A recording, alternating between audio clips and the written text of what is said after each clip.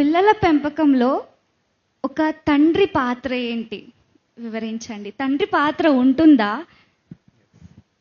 ఖచ్చితంగా ఉంటుంది. తల్లి తండ్రి ఇద్దరి పాత్ర సమానంగా ఉంటుంది.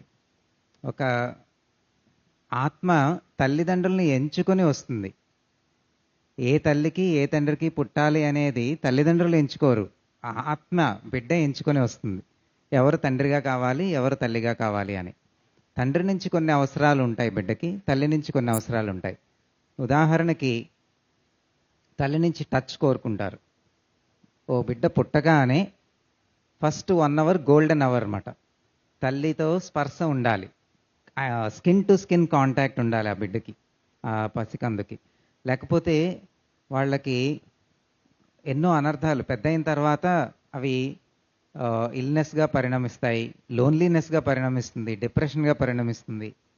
అలానే తండ్రి పాత్ర కూడా ఎంతో ఉంటుంది. సో ఒక చిన్న ఎగ్జాంపుల్ చెప్తాను. కడుపులో 4 నెలలు పసికందు పెరుగుతూ ఉన్న పసికందుకి ఎంత అవేర్నెస్ ఉంటుందంటే, తండ్రి ఆఫీస్ నుంచి బయలుదేరినప్పుడు ఆ విషయం వాళ్ళకి, ఆ బిడ్డకి తెలుస్తుందంట, నా తండ్రి ఆఫీస్ నుంచి స్టార్ట్ అయ్యాడు అని చెప్పి. సో తండ్రి కోసం కూడా అంతగా వాళ్ళు పరితపిస్తారు. సో తండ్రి ఆ బిడ్డని ఎప్పుడు కడుపులో ఉన్న బిడ్డని టచ్ చేయాలి, మాట్లాడుతూ ఉండాలి. నేను నిన్ను వెల్కమ్ చేస్తున్నాను, నిన్ను కావాలని కోరుకుంటున్నాను, నువ్వంటే నాకు ఎంతో ఇష్టము, నీ రాక్ కోసం ఎదురు చూస్తున్నాను అని తండ్రి చెప్పాలి.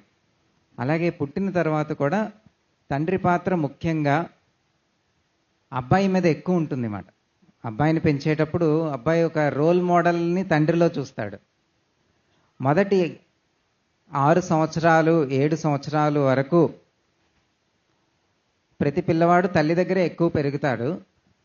తర్వాత నుంచి అబ్బాయి తల్లికి దూరమై తండ్రికి దగ్గర అవ్వాలి. అప్పుడు మాత్రమే తను ఒక కంప్లీట్ అడల్ట్, కంప్లీట్ మ్యాన్గా అవ్వగలుగుతాడు అన్నమాట. సో తల్లి అంతర ప్రపంచానికి చెందినది, తండ్రి బాహ్య ప్రపంచానికి చెందినవాడు. మన అంతరంగంలో ఎలా ఉండాలి అనేది తల్లి నేర్పిస్తుంది, బాహ్య ప్రపంచంలో ఎలా ఉండాలి అనేది తండ్రి నేర్పిస్తాడు. తండ్రి ప్రేమను ఎవరైనా చక్కగా తీసుకున్నారనుకోండి చిన్నప్పుడు, వాళ్ళు పెద్ద అయిన తర్వాత చాలా సక్సెస్ఫుల్ అవుతారు.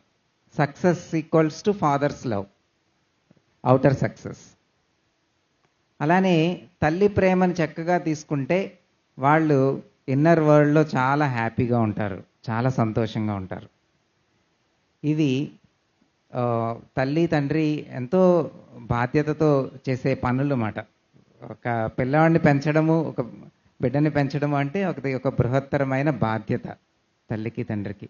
ఎందుకంటే పునాదిని నిర్మిస్తున్నారు. ఒక గొప్ప భవంతి కట్టాలనుకోండి, పునాది ముందు చాలా ముఖ్యము.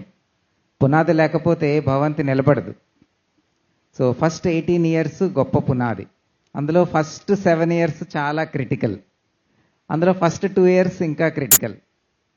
సో పేరెంట్స్ అందరూ కూడా ఈ విషయాన్ని ముఖ్యంగా గుర్తుంచుకోవాల్సింది ఉంది మాట.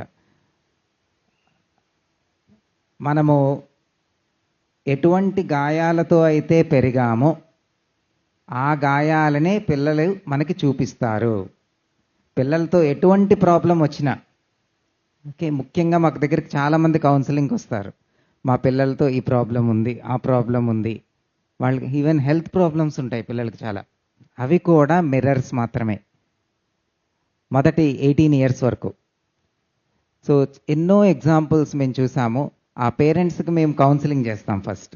వాళ్ళు ఏం చేస్తారు, పిల్లల్ని మాకు పంపిస్తారు, పిల్లలకి ఈ ప్రాబ్లం వచ్చింది, నయం చేయండి, వాళ్ళకి హీలింగ్ చేయండి, కౌన్సిలింగ్ చేయండి, వాళ్ళని మార్చండి అని చెప్పి. మేము ఏం చేస్తామంటే పిల్లల్ని బయటకు పంపించి పేరెంట్స్ని లోపలికి తీసుకొస్తాం. ఓకే, వాళ్ళకి అవసరం కాదు, మీకు అవసరం. హీలింగ్ మీకు అవసరం, కౌన్సిలింగ్ మీకు అవసరం, థెరపీ మీకు అవసరం. మీలో ఏ గాయాల్ని వారు ప్రతిబింబిస్తున్నారో మీరు లోతుగా చూసుకోవాలి.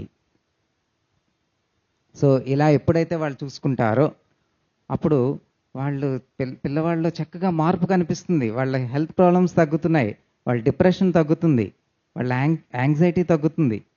ఇలా చాలా ఎగ్జాంపుల్స్ చూసాం మేము.